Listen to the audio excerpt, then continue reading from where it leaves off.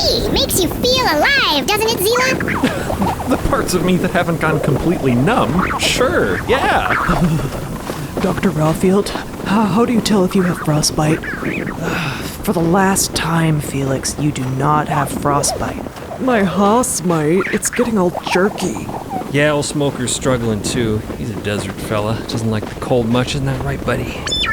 Uh-oh, yeah, Mickey and I might have to turn back soon. Oh, come on, this is fun. Live a little. Snowball fight. I don't want a snowball. Haha, gotcha. Look out, Zila, you're Nope, gotta be faster than that. I'm gonna get you. Kambing spurs his hoss through a snowdrift, plowing through icy foliage in pursuit of Zila. Their hosses canter ahead, weaving between snow-laden trees, and a muffled ruckus of hollering and snowballing ensues. The biological man gently underhands a snowball at Felix. Ah, Felix scowls. Har har. Pristine white snow carpets the ground, as smooth as whipped cream. Icy crags of amethyst glimmer in the unlight, and fan-like trees lean crookedly under the weight of heavy powder. a frigid, sparkling wind hisses, carrying rivulets of icy glitter around the legs of the Haas caravan as they go. Scenic.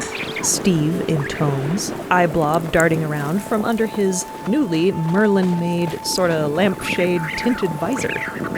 I've truly never seen anything like it. Steve is hovering along just above the snow, keeping his little froggy toes out of the cold. This islet is shaped like a broad bowl, with majestic purple mountains ringing its borders and a vast valley filling its central expanse. It floats free, as islets should, unlike so many of those proto-islets that they've found further up current, which clung like barnacles or sprouted like flowers from the cosmos's tangible edges.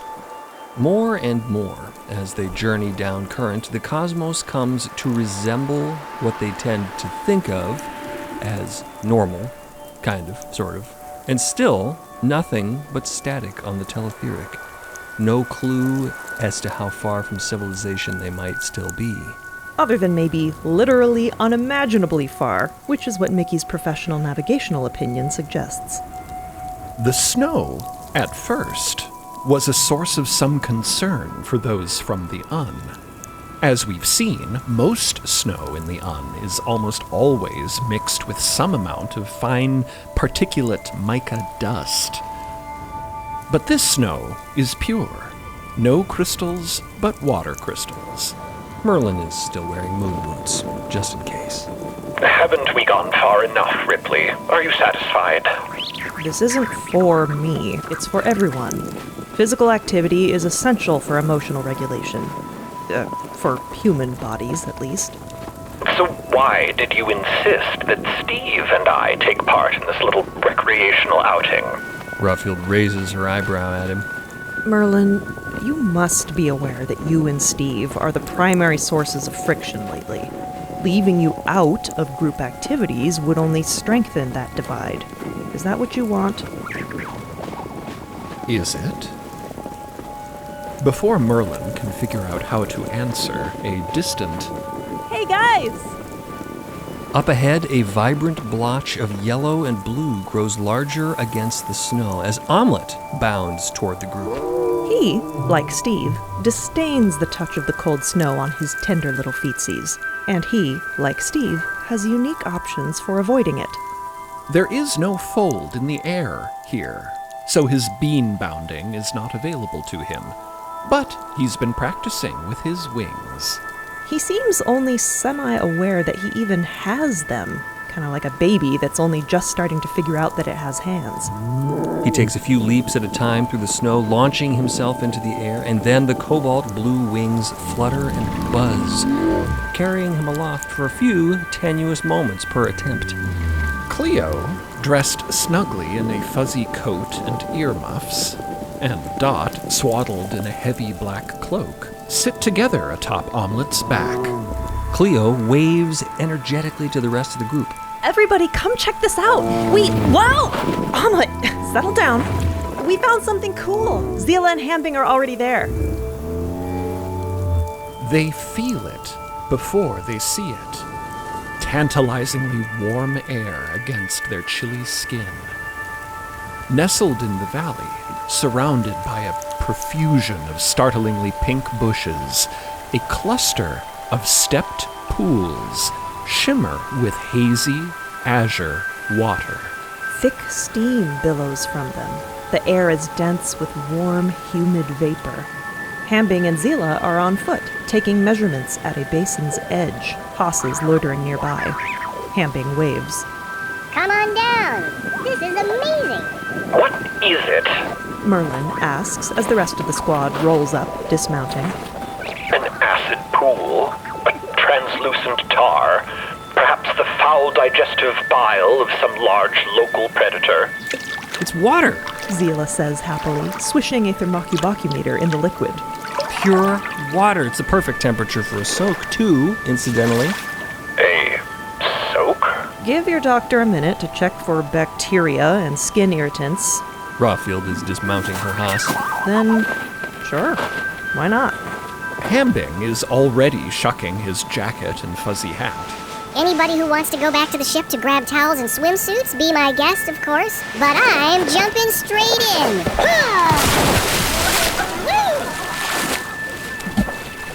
Even if everyone wasn't enthused with the idea of a medically prescribed hiking trip at first, the discovery of a totally natural and therapeutic hot spring has changed their tune.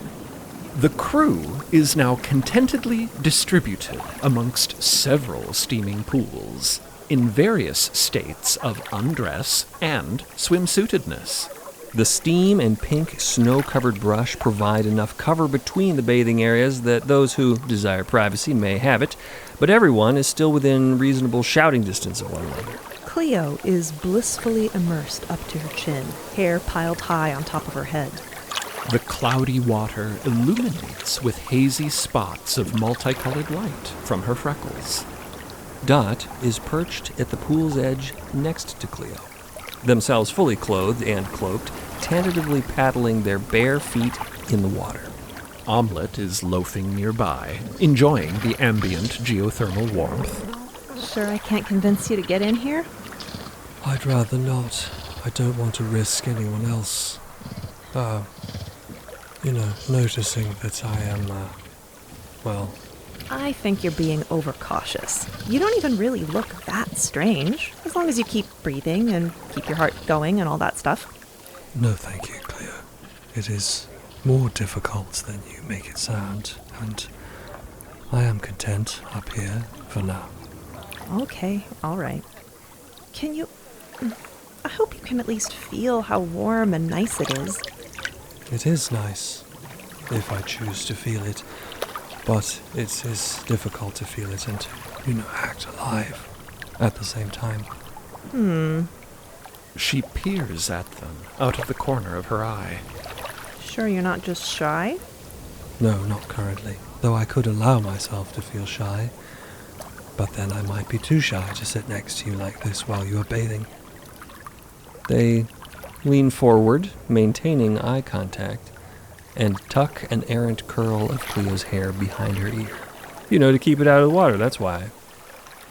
I can assure you this would have made me a nervous wreck before. This seems to make Cleo feel a little bit shy, though not unpleasantly so. This is the life. Who even needs to go back home? I might just build a homestead here and call it good. Hambing, Rawfield, Zila, Felix, and the biological man are lounging in another large pool beneath the arc of a huge fan-like tree. Sure. Makes my job easier. Rawfield says, her eyes closed, her face set in an expression of deep, stern hot tub meditation. She is determined to set an example by taking relaxation seriously. One less person for me to keep alive. Without even opening her eyes, she peels yet another one of those crawling frogs off the side of her head and deposits it beside the pool. But it does not care, and it immediately jumps back in. The water is, in fact, full of frogs, bobbing sedately in the steamy water. Or are they turtles? They have domed, turtly shells, but they're nimble and big-eyed and dewy-skinned like frogs. They're more like frogs than Steve is in any case, so we can probably get away with calling them frogs. They don't seem at all bothered by the crew's presence, but nor can they be persuaded to leave. Maybe I'll stay too. Zila says, a frog of her own perched comfortably on top of her hair. Another frog is cupped in her hands, and she assesses it with a leisurely artist's eye. Well, no. I'm looking forward to getting back home. But this is great. I haven't felt this relaxed in, well, a long time. The biological man sighs blissfully. I don't think I've been truly relaxed ever. I have memories that Merlin, we have been from time to time with a good puff of Alterbud, but for me, personally, in these circumstances, I don't think I've really ever relaxed. Certainly not like this. He cracks an eye open, glancing through the hanging steam at the bacular silhouette of Merlin, who is still grouchily parked on his bacular hoss at a distance, ominously. Decidedly not hot tubbing. He certainly isn't helping. Shh, he'll hear you. Felix sinks a little lower into the water and directs an admonishing little splash at the biological man. A spray of droplets lands on Old Smoker's chassis, where he hunkers nearby, and the trusty old hoss raises his headlamped head. Whoops. Sorry, dude. You enjoying the hot springs too, old fellow? I'm glad. So am I. Old Smoker is draped in clean, dry towels, keeping them warm for the bathers. It gives him an unusually snuggly appearance. The biological man examines him musingly, observes the way his little mechanical twitches resemble lifelike movement. Bacular appliances, even when shaped like animals or people, don't actually have life in the same sense of the word as the biological man has come to experience it. They can't think. They can't want. They can't suffer. The biological man can say this with authority. His memories of his own bacular life are like looking backwards into a cold, empty room where no one has ever lived. Now he is someone, a person full of thoughts and feelings and questions and opinions, and the difference is as stark as un and fold. But does that mean that all bacular machines have the potential for sentience? It was pure happenstance that made him this way. What is the essential difference between him and Ol' Smoker here? If a terror should someday turn Ol' Smoker into a living animal with memories of all his existence before, then it would be best to be kind to him, just in case.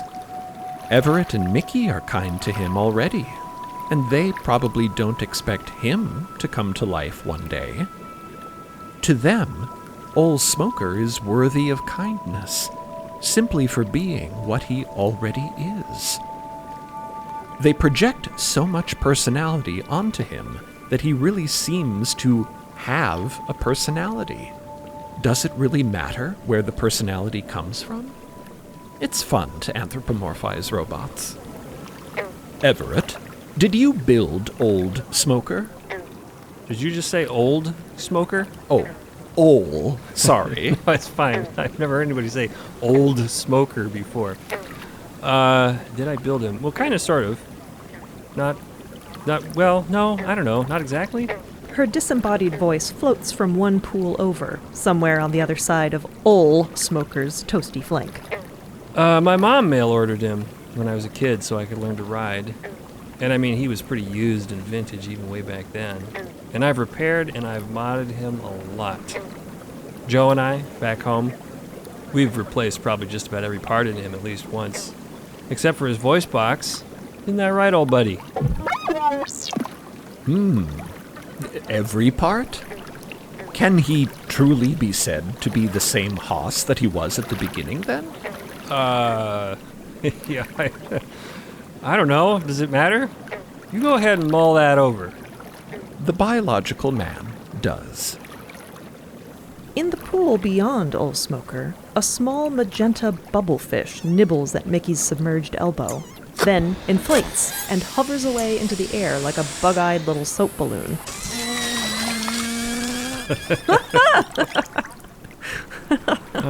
Wow. Everett beams. I love that sound. Yeah, that was pretty great. No, I'm not talking about the fish. I'm talking about you laughing. I missed that. The two of them recline in their pool, surrounded by pink steam, examining each other with wordless, misty-eyed fondness. Everett raises an opalescently scarred hand and traces a few threads of gray sparkling in Mickey's hairline. Mickey takes that hand with its cool little black and red card tattoos and pulls Everett closer. Come here. They drift together in the hazy water, embracing.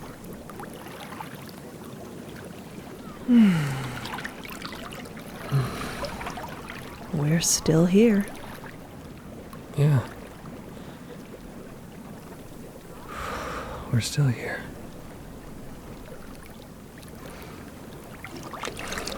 Mickey, I'm sorry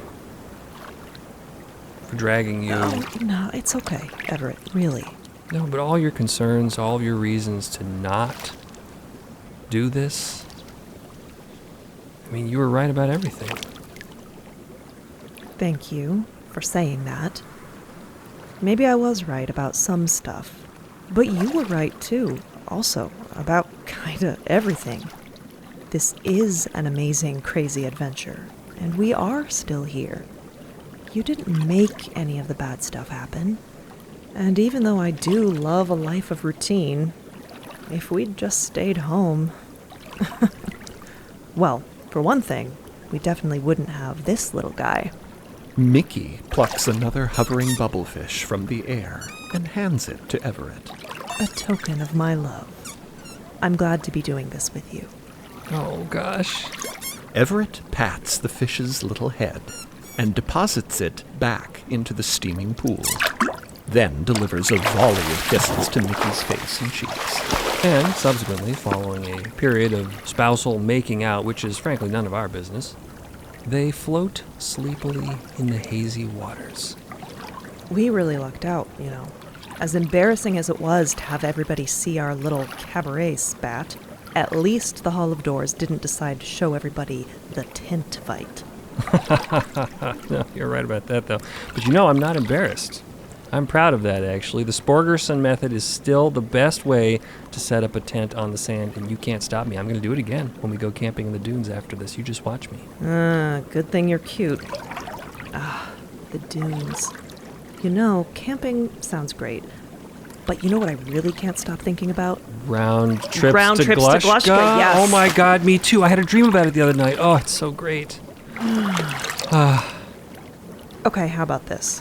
Dunes first, and then you and me, Glushka. Dispatch has to give us the route after this. I don't care who I have to bribe. We're doing Glushka. Everett is hugging her fiercely. You are my hero! Well, I haven't bribed anybody yet. A dim silhouette maneuvers through billowing steam as the biological man extracts a hot towel from Old Smoker's toasty flank. Pardon, did I just hear you mention Glushka? Like Glushka Depot? Yeah, you been? Yes, Merlin had to go once for a consultation with a recluse years before building the Bocular Man. I remember it all too well, unfortunately. Oh, why what? What's not to love? You must be joking. Though I suppose flying there with your spouse would make the difference. I just remember weeks of unimaginable boredom cooped up in my cabin on the way there. And after all that, Glushka is such a tiny, dismal little outpost. False. It's adorable, and the saloon there is the greatest. It is our favorite stagecoach route. Just us on the go. 2 weeks of watching the unfold go by. Cooking, unsmoked marathons, taking shifts, napping in the hammock. Ugh, total peace. Dispatch can't usually spare us for such long round trips, but when they can, To each their own, I suppose. I hope you get to do it. Anyway, sorry to interrupt. Coffee time for me. Towel in hand, the biological man fades back into the steam. Oh, hang on, me too. Everett gives Mickey a mighty squeeze, then begins to disembark from the pool. All right, I'm gonna get that campfire going. Grilling time, then some banjo. Hey, Everett stoops at the side of the pool and admires her cosmos-hopping companion. Hey, and the two of them share a familiar slow blink that words are not required to explain. Gazing through the steam and snow, Merlin and Steve regard the crew's merrymaking with the detached observances of a robot on a Haas and a frog thing. Merlin built this bacular body to be liquid water resistant, but he's not about to stress test that by immersing himself in that substance for a sustained period of time, especially when the only supposed function of said immersion is to relax. Pointless. Merlin mutters. Try not to resent them for it. Not all minds are capable of grappling with the truth. Steve confides quietly. They need soothing distractions, reinforcements of the status quo, much like children. You will find, the more you seek true answers, the more a gulf will grow between you and those who do not wish to know. But this is exactly why people like you and I are needed, Merlin. People like you and I? You mean bitter intellectuals who are never satisfied? No. Visionaries, Merlin. Most people do not really want the truth. They want security. They want their belief structures validated, not challenged. But you and I, we are willing to seek total understanding, no matter the discomfort. Is total understanding even possible? Yes. Steve drums his pedipalps upon the interior of his lampshade hat in passionate conviction. Not for most, perhaps, but for a gifted few, and it is the responsibility of those few to guide others. It is extraordinary to me that your society has an entire organization dedicated to cosmological education. As rudimentary and perhaps incorrect as their information may be, the intent is nonetheless noble. Bornhardt and Gott, was it? Bernhard and Gottel. But as you keep grimly prophesying, they're unlikely to react gracefully to the facts that I have to lay before them. The structural flaws run too deep. Our entire cosmological model is built on fantasy, assumptions. If only something new could be built, with a new and proper and correct foundation. Steve thoughtfully presses a four-toed footprint into the snow. You know, Merlin, when I find my way back home, that is what I intend to do. It may be too late for your cosmos, but it would still be possible in mine. What? Start a school? If you ever even manage to return, won't you be immediately seized and re-banished or worse? There's no way they'd let you found an institution. I admit there would be significant obstacles to overcome, certainly, yes. But you do not know my society as I do. The establishment is a diseased old husk that the people yearn to shed, but they do not know how, so they must be shown. With the proper figureheads, the proper guides, who knows what great revolution may be possible. Figureheads. Steve's pupil darts in Merlin's direction, holds his gaze. Well, yes, I could never accomplish this alone. Merlin and Steve's contemplations are now interrupted by some harmonica warming up noises, as you can hear. Why does he insist on attempting to learn to play that thing? It won't work. We are not musically gifted. Everyone seems to be finished with their hot soaks by now, and is congregating by the campfire that Everett has put together, for fresh coffee, grilled bread, and lounging. Even Steve now hovers over to warm his froggy pumps by the fire. All right. You want to rip some tunes? You been practicing that old thing I gave you? Well, some, yes. I'm not very proficient, but I find I enjoy it. Good. Well, see, that's what matters most of all. Everett posts up beside the biological man, shouldering her travel banjo, brushing snow off her folding chair. Cleo, you want in on this too? Oh, sure. What can I play? How I don't about know. this old coffee tin? Sure, get a spoon. You want to bang on that? Sure, I can do percussion. Lay down the licks. Shred it. Yeah. Woo. Oh, yeah. Yeah, see, you got it. So what is the meaning of this? What's going on here? Shh, be quiet. Just listen.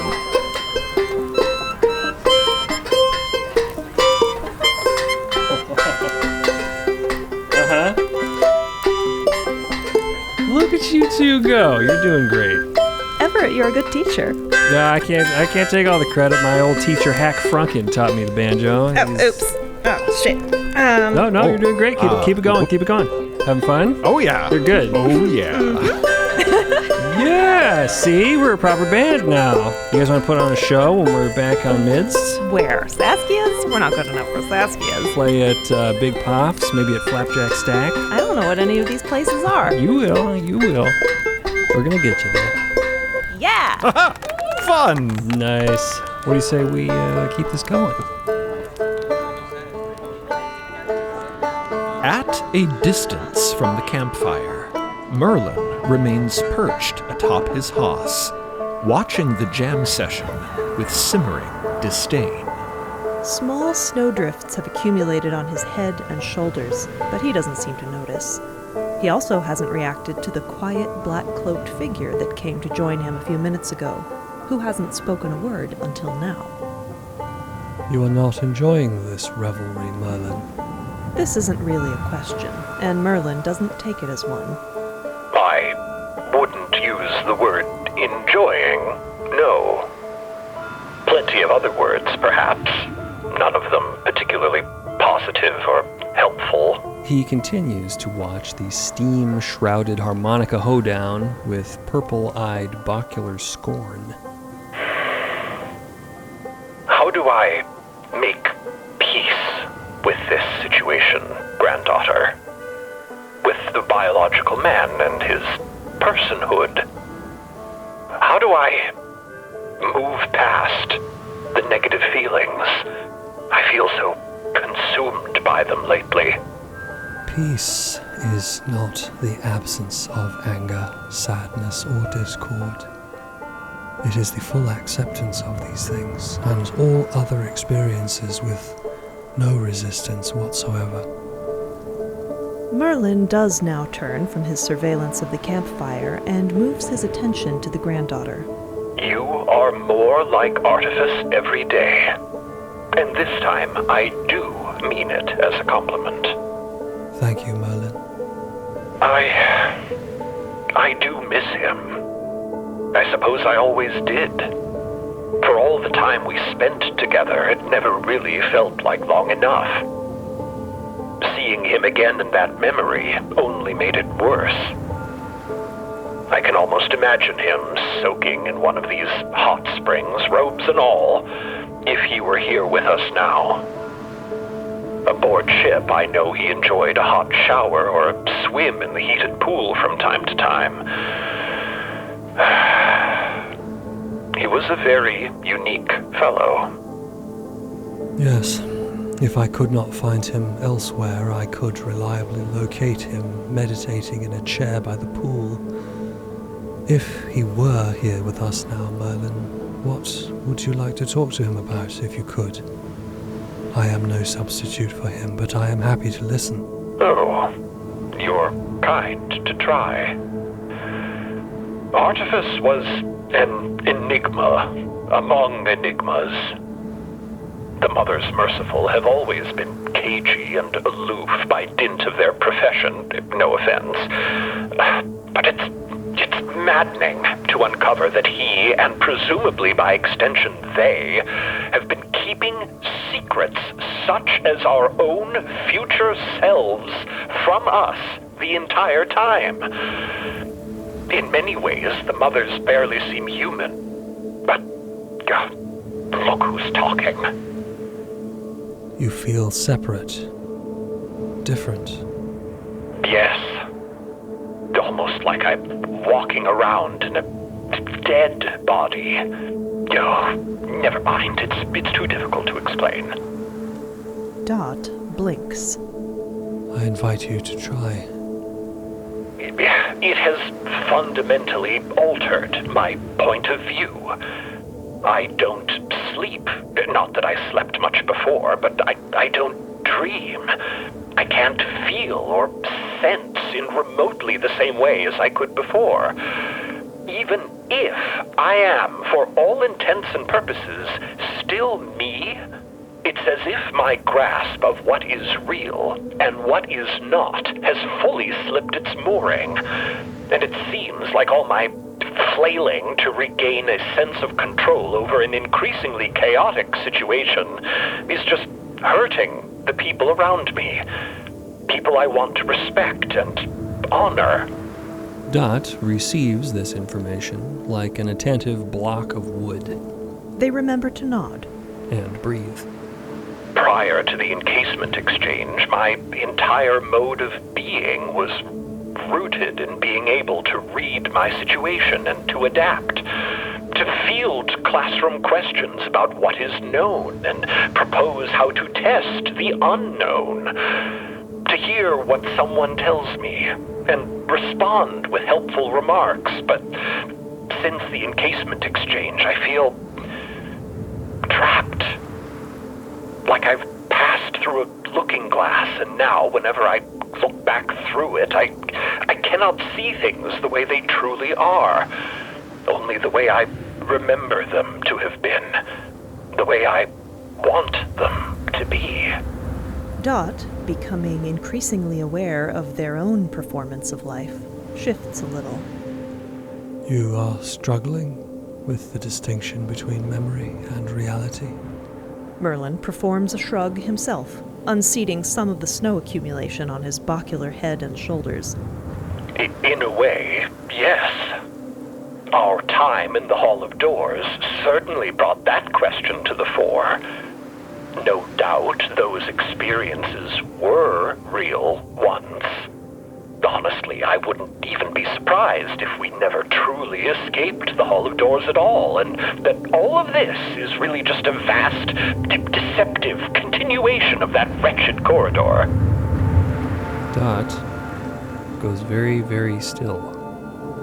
What did you say? Merlin doesn't hear and carries on, continuing to gaze toward the steamy pools. Every successive moment continues to feel like someone else's story. Like it's his story, not mine. Like I can't snap back to the present moment without being resentful and jealous of his experience of it. It's funny. When I'd get in a useless rut or a spiral of frustration before, I'd just go and take a shower. Try and time box some creative thinking, like a pressure cooker for finding a way forward. And even if I couldn't totally solve the problem, I'd at least have imagined a step I could take. And I'd feel better, too. Not so anymore. At least I've succeeded in passing that lesson on to the biological man. Fresh water, nice soaps, warm towels and all. Merlin gazes into the palm of his bacular hand. His eyes shift just ever so slightly more purple as he clenches it into a fist, crunching snow into a dense and compact little shape, coiled like a conch shell with protrusions from the mechanical gaps around his bacular joints. I am jealous of what I had, of what he has now, of what I failed to appreciate in the moment, and can now only resent him for possessing. Dot seems a million miles away, as though lost in thought, gazing into the middle distance as Merlin concludes his observations. Their eyes are motionless, hazy. Are they even listening? They aren't moving. At all. Dot? They blink. What you just said, Merlin. I said many things. Which thing? About us having never really escaped the Hall of Doors. Yes, what about it? You don't think it's true, do you? No, certainly not. Excuse me, Merlin, thank you. Let us talk more soon. Merlin is bemused by the speed with which his black-cloaked associate departs. And Cleo is startled by the abruptness with which they appear over her shoulder near the campfire, jolting her out of her enjoyment of Everett's grilled bread. Cleo, there's something I need aboard the ship. Well, hi. Could I borrow omelette for a quick flight?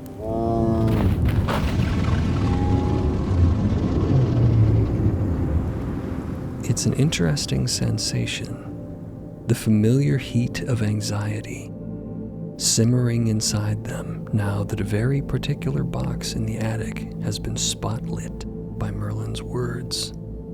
And Dot opens and does not close that box as they ride the dark mica elevator up the spine of the ship.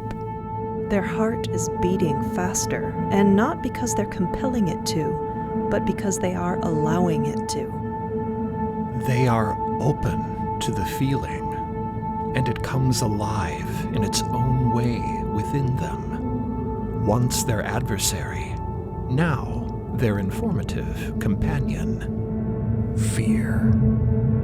They experience it, and they do not intellectualize, justify, explain, or defy it as the crystalline elevator glides to a stop. Instead, they invite it, listening to its many messages as it fragments into variations, like light separating through a prism. Anticipation, dread, excitement, longing, hope. And as the elevator doors fissure open and the sight beyond them greets Dot's eyes, the feeling blooms into yet even more variations. And we don't need to tell you what those variations are, or what they feel like, because you are about to feel them too. Perfect timing, granddaughter. Mother Artifice says, turning from the windows beside the ship's swimming pool. Come in, join me. I have been expecting you.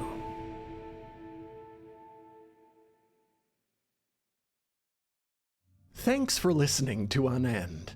If you're enjoying the story, please rate and review to help someone new discover the cosmos. You can catch Unend every Wednesday anywhere you stream podcasts or through the MIDST Podcast YouTube channel. If you're looking to dive deeper into the story, become a Beacon member at beacon.tv or join the fold on midst.co to receive early ad-free access to episodes, behind-the-scenes exclusives, and lore-expanding bonus content. Or, if you just want to hear this podcast 2 weeks early and without ads, subscribe on Spotify or Apple Podcasts. To stay up to date on what's next in the cosmos, sign up for our newsletter on MIDST.co or find us on social media at MIDST Podcast.